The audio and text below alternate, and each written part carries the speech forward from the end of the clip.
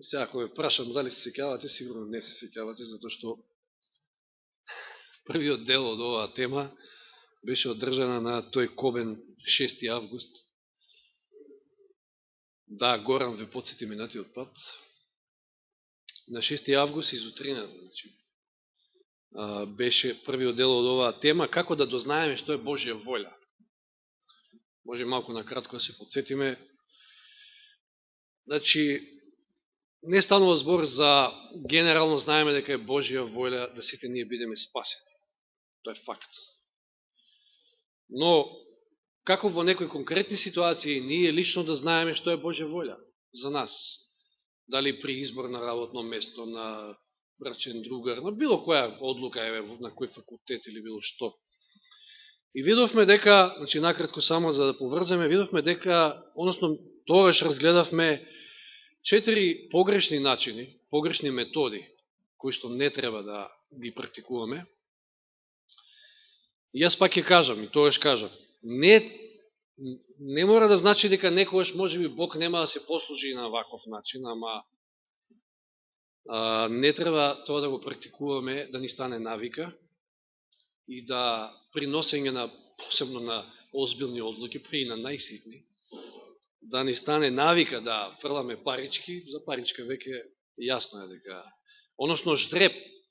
Иако, знаеме, имаме ситуација во Библијата, каде што се фрла ждреб, го спомнавме дури случајот со изборот на Матеј, меѓутоа, ако се сеќавате, читавме малку во контекст како сепак бил избран Матеј. Тука бил имало и молитва, тука бил прашан Бог,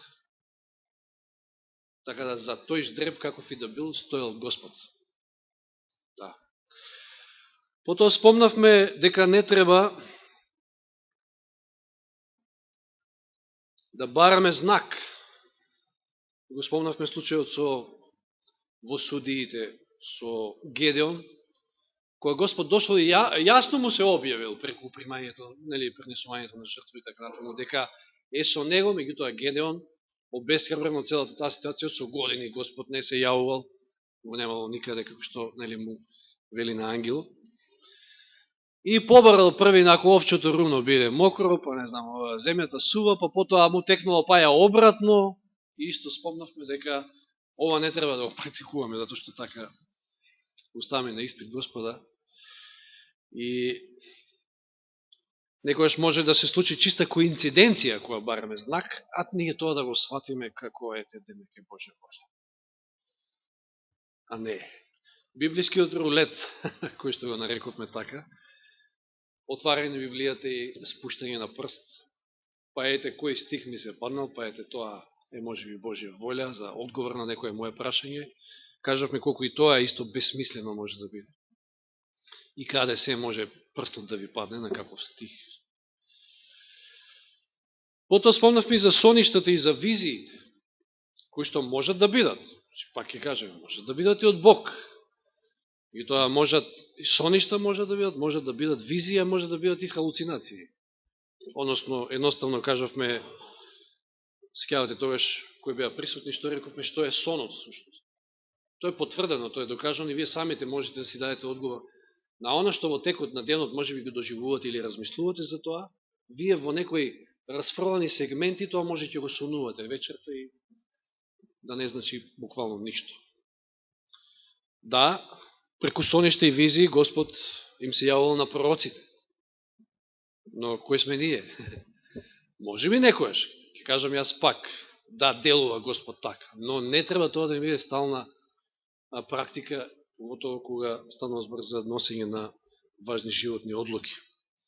Јас лично ви кажав, тогаш ви спомнав дека јас така се имам добро изгорено, водејќи се според еден сон, така да веќе, како да ми беше тоа за поука, не верувам веќе скоро на ниеден, на никаков. Значи, треба човек да се изгоре некој што, да се поучи.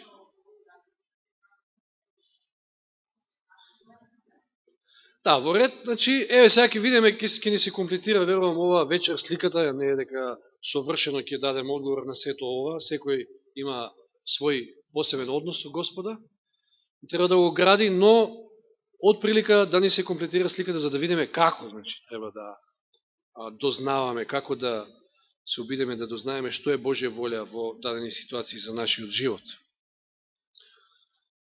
Прво на листата, и ако се сеќавате, тоаш го начнав, и може би најважно, Јован 7:17.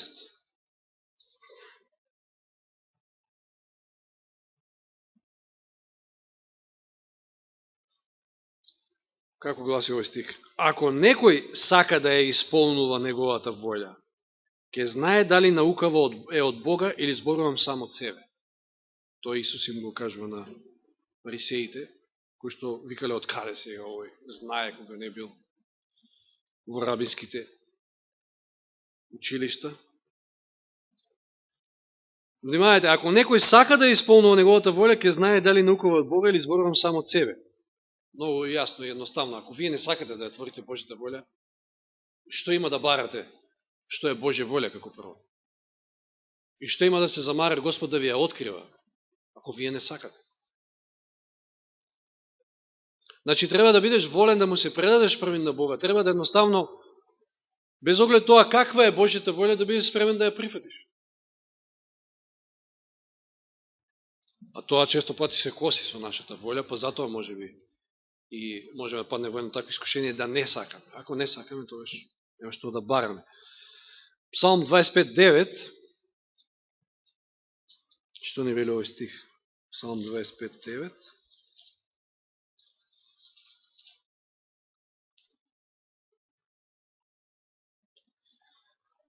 Тој ги води кротките во правда, ги научува кротките на својот пат.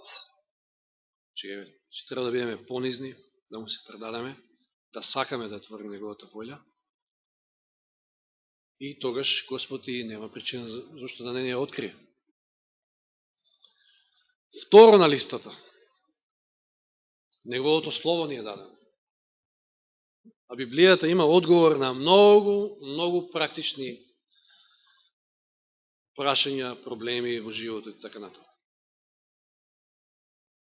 Не треба многу да талкаме и да се молим или не знам што, иако нели молитвата исто така битна, ќе спомнаме подолу малку во листата. 119 псалм, 105 стих.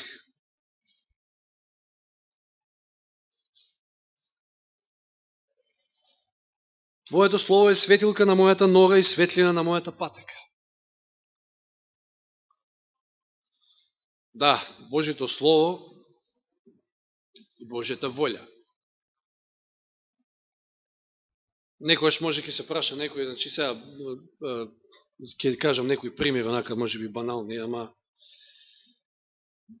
дали да ја оставам жената, па да си најдам друга? Тоа го имаме одговор. Како одговор? Каде го имаме? Во Библијата. Много јасно. Во заповедите или на икс други места. Значи нема што тука да се прашуваме. Дали е Божја волја сега да оставам оваа жена, па да си земам друга? Словото е доволно во некои такви ситуации. Дали да прифатам, ќе си рече некој можеби работа со сабота, ама после како што ќе напредувам во кариерата, па ќе ме ослободат можеби од сабота и така. Пример. И сега, што е Божја волја? Дали е Божја волја да прифатам таква работа? Што треба толку многу да се прашуваме? Имаме одговор во Библијата. Многу е јасно. Преку Словото се објави Божјата волја. Или дали да заминам за Италија лажирајќи ги документите? Било што и да е, да значи тоа. И дали е Божја волја да заминам за Италија? Тука е тешко, мачно е, економска криза во тоа. Заминам за Италија лажирајќи ги документите. Тоа не знам што и да е тоа. Што и да значи, можем да размислуваме пошироко и подлабоко. Па се знае дека не е Божја волја такво нешто. Словото многу јасно кажува што е што е Божја волја, што не е. Псалм 48.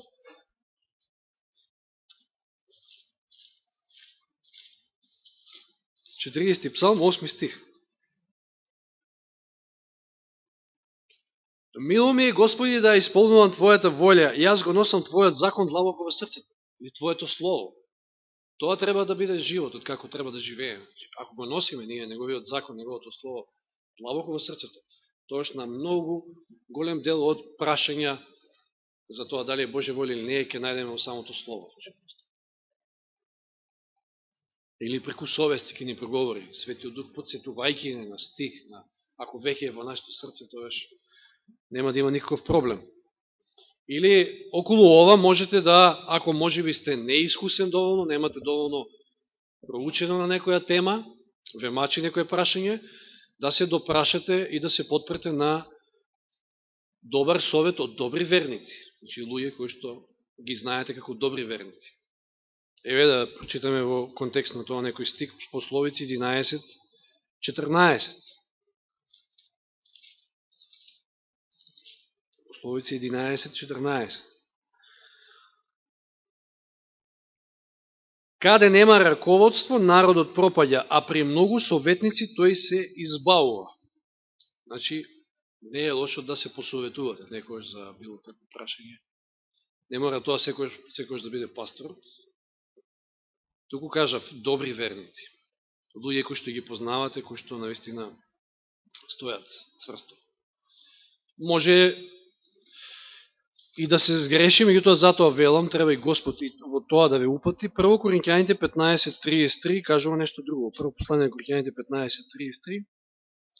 Стихот вели вака: не измамувајте се, лошите друштва ги расипуваат добрите навики. Значи, треба да внимавате кога ќе послушате чив совет. Советот може да биде многу добар, соодветен пак според Словото, и на тој начин поучени да ви се расветли, Светиот Дух да ве расветли како да постапите во одредена ситуација, односно да откриете што е Божја воља во таа дадена ситуација. Значи, дали си волен, дали сакаш да му се предаш на Бога, да ја твориш Неговата воља. Второ, да се водиш според Неговото Слово. Трето, треба да бидеме спремни да го следиме провидението. Господ некогаш чудесно работи. Второ послание до Коринјаните 2:12. Второ послание до Коринјаните 2:12.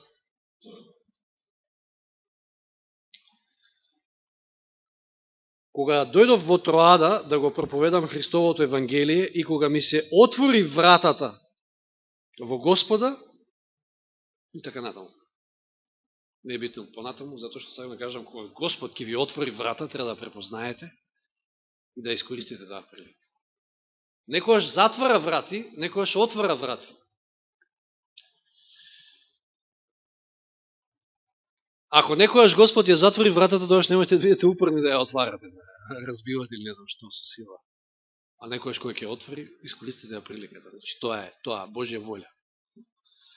Валам, се сеќавате, со сила сакаше да прави нешто што не е Божја воља, па го тераше магарето, па знаете, му излезе ангело дури за да го попречи во тоа нешто. И во таква некоја прилика, запнувајќи да отвориме некоја затворена врата, ние може да пропуштиме огромни благослови и шанси на друга страна, кај што вратата не е отворена. Тука треба да имаме една добра врска со Господа, нормално пак проучувајќи го Словото, да знаеме каде и што, да ја приметиме отворената врата. Често пати Господ може да дозволи, ако сме ептен толку многу тврдоглави, упорни, и да биде наша воља, за да извлечеме некоја поука од сето тоа, да се научиме за следниот пат како треба, ама тоа е секој пат со последици. Ем тука запишан еден пример, што го најдов, кој што гласи вака. Значи, некој елегантно пополнет, така ќе го наречам, решил да се откаже од омилените крофни. Значи, го кажува тоа пред своите колеги на работно место, но веќе следниот ден доаѓа со крофните. Што е работата, го прашуваат сега, како? И сега он како да им објасни дека, ете, тоа било Божја воља, значи сепак да земе он тој ден крофни, како? Па видели, Божја воља беше да ја купам тие крофни, кога појдов на работа, поминав покрај продавницата за крофни, и обично секојаш паркингот е исполнет до последното место. И си реков, Господе, ако е Твоја воља, ќе земам крофни, тогаш овозможи ми токму пред самиот влез кај продавницата да се ослободи едно паркинг место. И така бидна. Ми беше потребно само 10 кругчиња да направам околу, за да се ослободи тоа место. И така заклучив дека е Божја волја да си земам кров.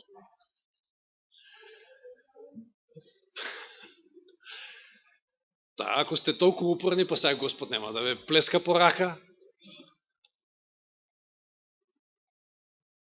Ако вака заклучуваме што е Божја волја, тоа не знам кај ќе стигнеме. Значи, повторуваме за да ни се втисне, да бидеме волни да ја твориме Неговата волја, да се водиме според Неговото Слово, да го следиме провидението. Која врата се отвора, која се затвора, да не ја отвараме на сила затворената и да ја користиме приликата кога е отворена, затоа што таму лежат благослови. Тоа е волјата за нас. Молете се и постете, нормално ова не може да се избегне. 1 Јованово 5 глава 14 и 15.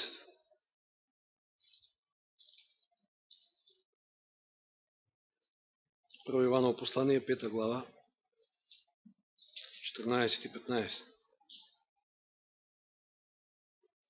И ова е смелоста која ја имаме кон него, дека не слуша ако просиме нешто по неговата волја.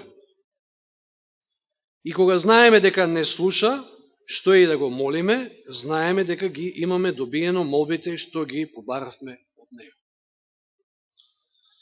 Секако молитвата е многу битна, таа конверзација со Господа, затоа што ако Библијата е средство како Господ нам ни зборува, тоаш молитвата е како средство како ние нему да му се обратиме. Јован 15:15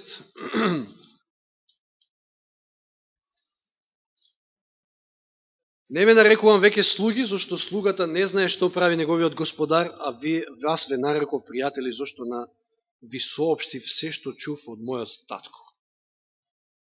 Видите, кога станувате толку блиски со Господа, ви сте како пријатели со него и тој нема да скрие нешто од вас, тука е да ви открие, да ви каже. Се сетите на Аврам, како му објавил за Содом и Гомор. И не само тоа, вели, нели во Амос тамо, дека Господ ги открива намерите пред време. Па готово, ако сте толку близок, ако сте навистина пријател негов, тој е тука да ви открие, да ви каже и нема да го задржи одговорот сигурно на вашата молитва, кога се прашувате за некаква одлука. Постот, исто така, кон молитвата, уште едно многу силно средство. Еве да прочитаме Дела апостолски 13 глава, само како еден пример. Од 1 до 3. Во Антиохиската црква имаше пророци и учители. Варнава и Симеон, наречен Нигер, Палуци и Киринеец, Манаин, кој беше воспитан заедно со четворовласникот Ирод и Савле. И кога му служеа на Господа и постеа, Светиот Дух рече: одвојте ми ги Варнава и Савла за делото за кое ги повикав.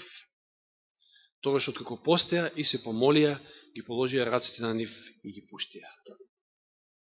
Еве еден практичен пример, како молитвата и постот исто така помагаат за да видиме што е Божја волја. А постот знаеме и, дури ако го образложуваме, знаеме да кажеме дека тогаш умот ви е многу по-бистар. Имате една посебна тесна комуникација со Господа, чудото ви е по-изострано за да го слушнете тој тивок глас, за да чуете и да дознаете што е Божја волја.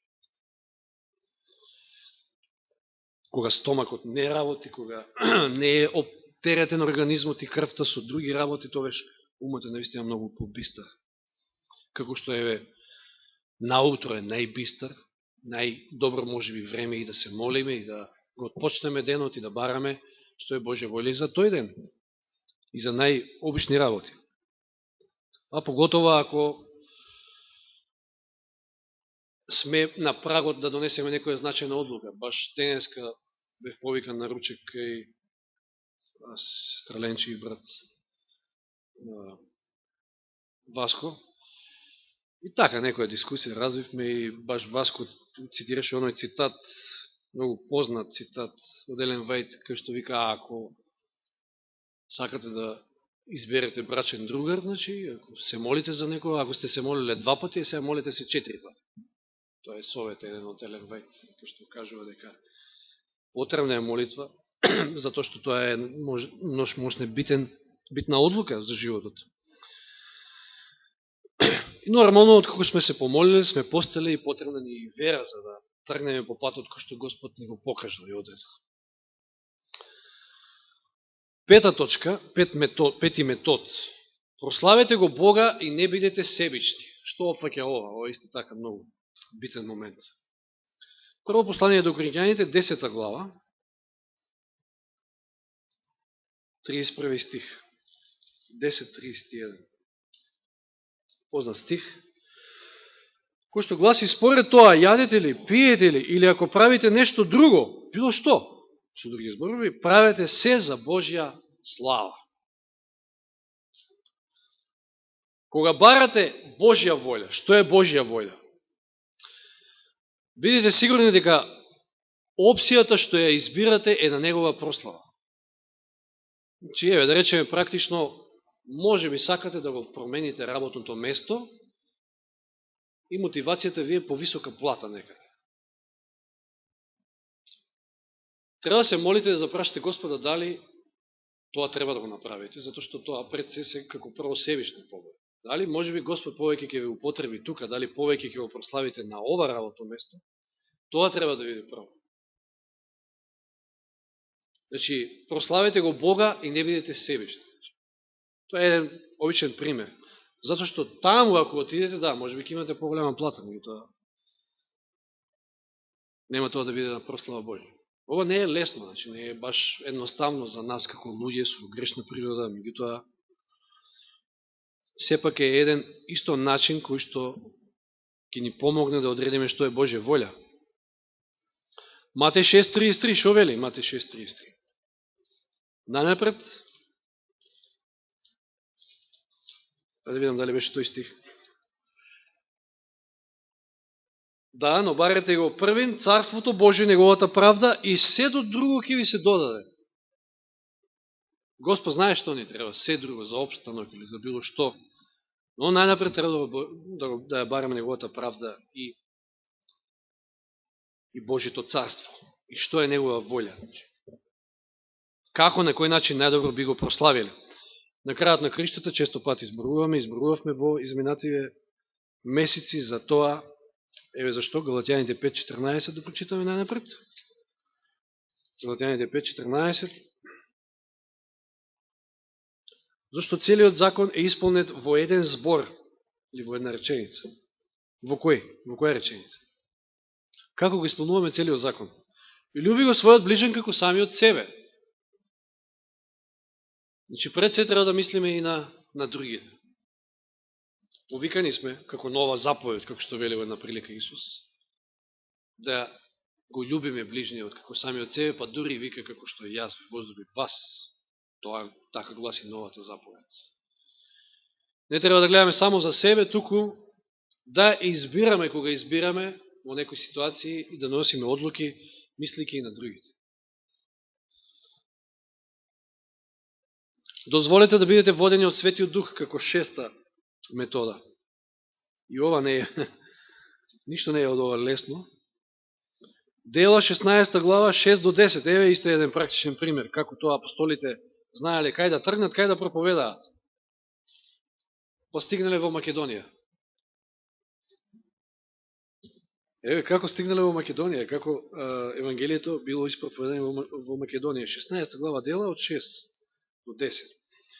Ги помина Фригиска и Галатиската земја, зашто Светиот Дух им забрани да го проповедаат Словото во Азија. Значи, дозволиле да бидат водени од Светиот Дух. Од тивкиот глас. А кога дојдоа спроти мисија, се обидува да отидат во Витанија, но Исусовиот Дух не им дозволи и таму. Зошто? Затоа што било Божја волја да тргнат во Македонија. И вели, и така поминаа низ мисија и слегува во Троада, а И на Павла му се јави во ноќно видение некој македонец, застана пред него и му велеше, му се молеше, велејки, дојди во Македонија, помогни ми. На две места, дури Светиот Дух не им дозволил, затоа што требало, Божја волја било да завршат во Македонија, да отидат во Македонија.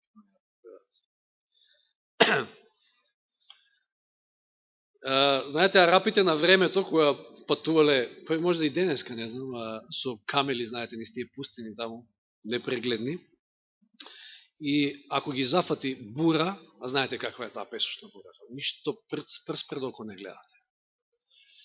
Ќе се загубат, ќе го изгубат правецот и пуштале, се носеле гулаб со себе, пуштале гулаб. Користеле неговиот инстинкт да се врати право дома.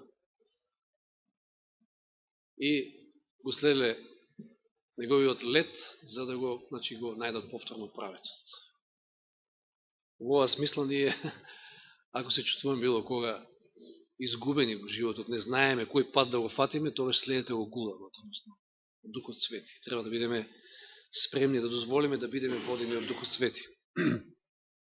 Да слушнеме кога ќе ни проговори. Седма точка, седма метода. Бидете трпеливи и задоволни во она во што сте. Ова исто многу битен момент. Зошто трпеливи?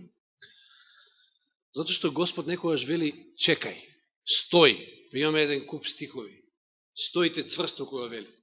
Јас ке ви ги дадам египетците во ваши раце. Едноставно ке ги совладат, ке ги снемам. Победата е ваша.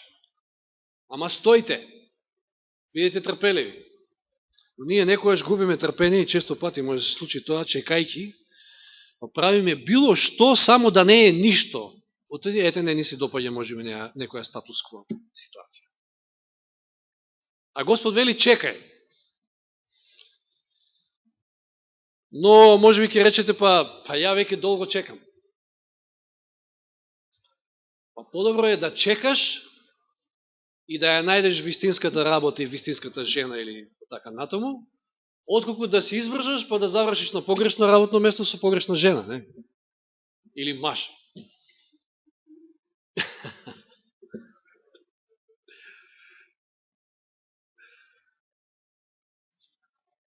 Знаете дека Мојсей сакал да го ослободи Израел на свој начин, не чекајќи на Господа, па што направил?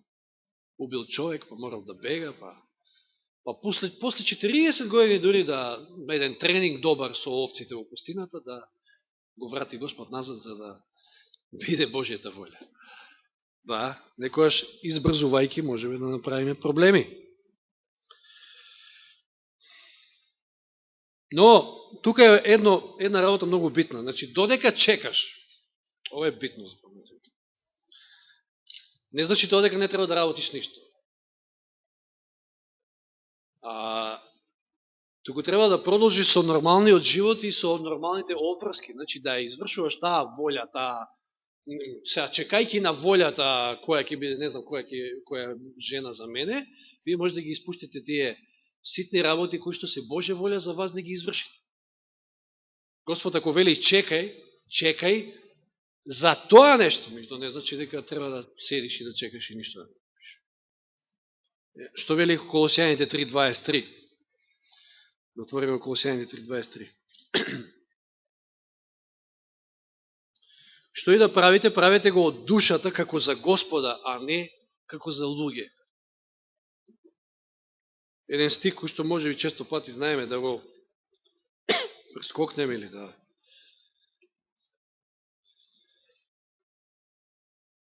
Меѓутоа, исто значаен, што и да правиме, треба да правиме како за Господа. Чекајќи да Господ ни одговори, ние треба едноставно да си продолжиме со нормалниот живот и да ги извршуваме сите оние обврски што се пред нас. Сегашната волја едноставно за Бога, копнејќи и чекајќи за нешто друго, да не ја испуштиме, да не ја извршиме таа волја што е денеска за нас. Така да, треба да внимаваме и тука. Осма метода, осма точка, утврдете ги желбите на срцето. Това може би малко чудно звучи, меѓутоа ќе видите. Псалм 24. Како сега, нели, Божија волја треба да бараме, а желбите на нашето срце. Што често пати може да се косат со Божјата волја.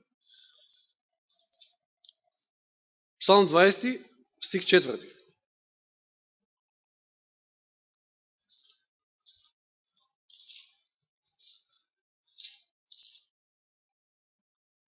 Да ти даде според желбата на твоето срце и да ги исполни сите твои намери.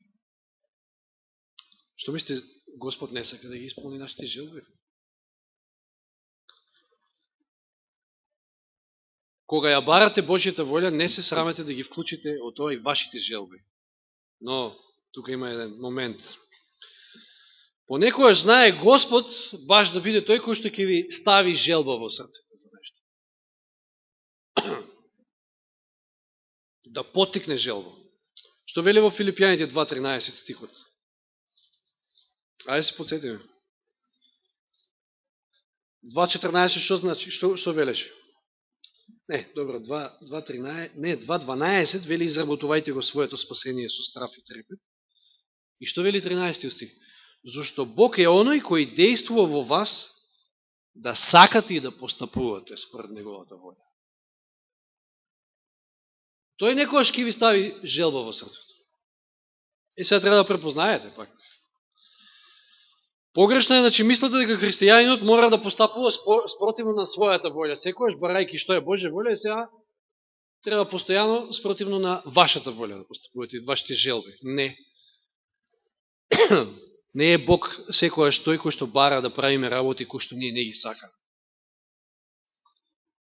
Ова е клучното. Псалм 37.4. Што вели? Овој стих, Псалм 37.4.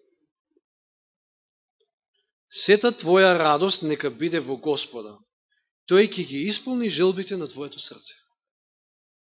Господ ќе ги исполни желбите на нашето срце, меѓутоа ако, што вели првиот дел од стихот, ако нашата радост е во Господа. Значи, ако ние сме обратени, ако ние сакаме да твориме Божјата волја, тогаш нашите желби ќе се поклопат со неговите желби. Често пати. Или ако не, тогаш, мислам, тоа е така, ако навистина сме обратени. Но како што кажав, Господ некојаш знае од никаде, од ништо да роди некоја желба кај вас. Треба да ја препознаете, да видите според другите методи. Ќе спомнеме на крајот дека не треба да се држиме само првата метода, втората или не знам петата. Не. Треба да се поклопат повеќе од овие точки, за да бидете сигурни што е Божја волја. Ова е тоа, деветата и последна точка, која што гласи споредете ги доказите. Според сите овие методи што ги спомнавме. Второ послание до Коринќаните 13.1.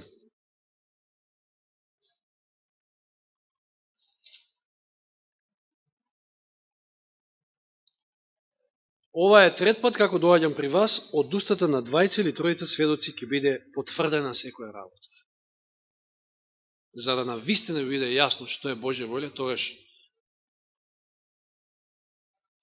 неколку или повеќе од овие методи, како сте ја барале Божјата волја, треба да се поклопат. Знаете како GPS во кола, веднаш не ви ги дава можда најточните координати, но како се вклучуваат повеќе сателити, и се поточно и поточно ви дава локацијата. И на крајот може да се изгубите. Да, може би лоша споредба, затоа што GPS-от не секојаш ќе ви одведе на вистинското место. Така сум слушал, јас барем, немам искуство, ама сум слушал дека знае да изгуби. Но, чисто како споредба, значи, едно, друго, трето, четврто се поклапаат повеќе работи, веќе е сигурно дека тоа е Божја волја за вас. Ви се отвара врата, се молите, постите, Господ ви кажува дека тоа е тоа, го следите, значи, провидението. Што кажавме друго, значи, може би тоа е и ваша желба, исто така. Може би доволно сте чекали и сега се отвара таа врата, тоа е исто уште еден доказ. Може би тоа е на прослава Божја и така натаму. И ќе споредите повеќе работи, ако се поклопува, тоа е тоа. Што не треба да се држаме само на едно. На крајот заклучок е дека ние постојано треба да се позиционираме за да бидеме во Божјата волја. Да се сетиме што кажа на почетокот тамо од минатиот пат кога зборувавме, го цитиравме Дейвид Ливингстон, познатиот мисионер, кој што претежно таму во Африка мисионирал, кажал во една прилика, подобро би бил во срцето на Африка, творејќи ја Божјата волја, отколку на тронот на Англија, доколку тоа не е случај.